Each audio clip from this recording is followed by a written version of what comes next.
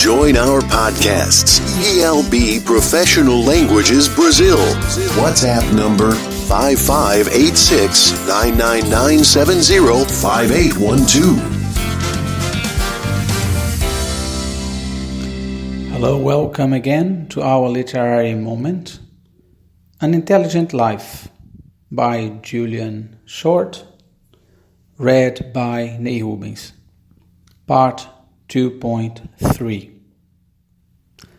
I am hoping to show that while being happy to order is incredibly hard, you can indirectly control your feelings in a very positive way through understanding and action within the setting of your relationships.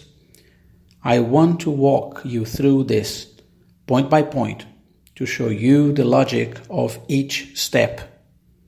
Let's assume your life is progressing in a reasonably predictable way and there are no major external forces, good or bad, to swamp you with feelings. In other words, if you have not just won the lottery or suffered your boyfriend or girlfriend running off with your best friend, happiness is really your happiness with yourself. Number 1, the value you place upon yourself is your self-esteem, which is your opinion of yourself. Any judgment you make of yourself will be in terms of two primary emotional needs, belonging and territory. In judging yourself, you will be deciding whether you can see yourself as lovable enough to be secure and simultaneously as strong enough to protect the territory of your individuality. Thus, self-doubt is questioning whether you can be yourself, that is, assert your individuality and still be liked by other people. Your self-esteem is decided by how clearly defined you feel as an individual and how loved and lovable you feel for being that individual. In your assessment of your own worth as a person, your judgment of yourself is really you looking at yourself. Therefore, your judgment of yourself is made as if you are another person looking at you. In effect, your self-esteem is your judgment of other people's judgment of you. The way you behave is your relationship with other people will decide how they react to you, and then you will see yourself in the mirror of their reactions. Thus, managing your relationships is your best access to your feelings about yourself, because other people's responses will decide how you see yourself. You may still feel it is heretical to say that your happiness depends so much on other people, but it's worth considering the idea. Discard it if you are sure the principle is wrong, but please don't dismiss it because you would hate it to be true. Your relationships are everything. You see yourself in the mirror of other people. Obviously, your past experiences and your individual genetic programming, as well as your present relationships, must have some influence on your life.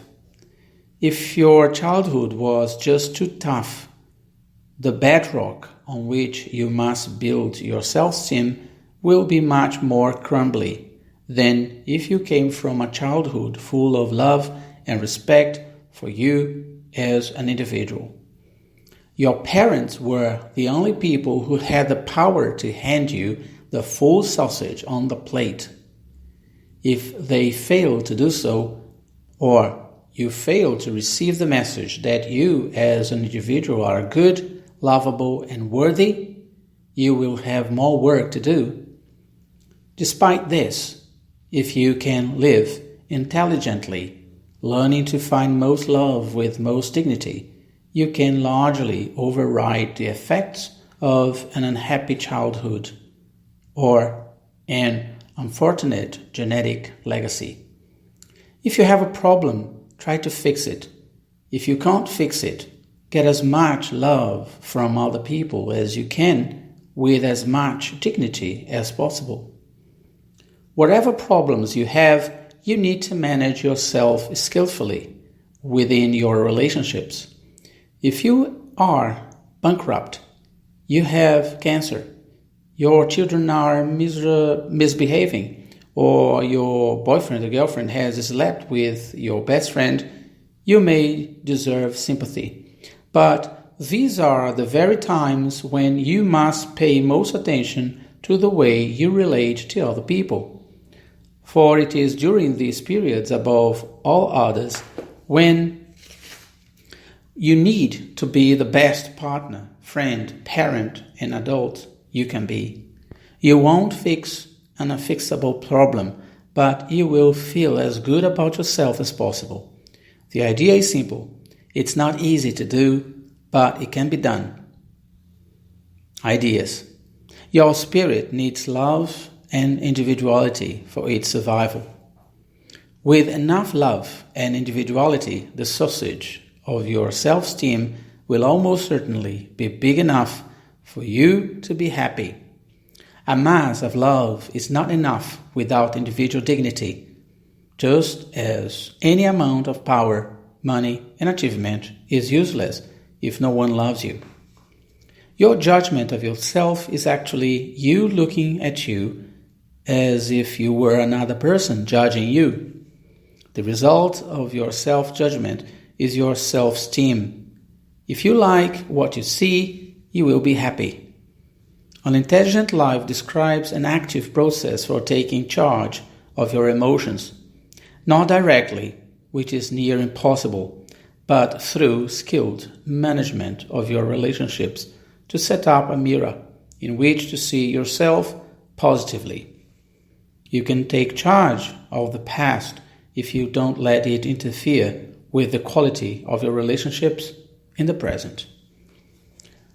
A healthy, happy person is never truly independent of other people.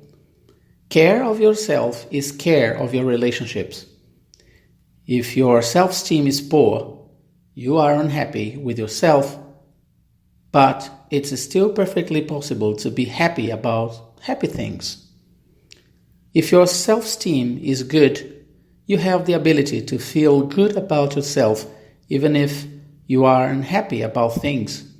A good self-esteem maximizes your chances of being a happy person. If you want to feel good about yourself, you need the skills to enable you to feel loved, loving, and lovable. But at the same time, you must preserve a sense of individuality, dignity, strength, and above all, control.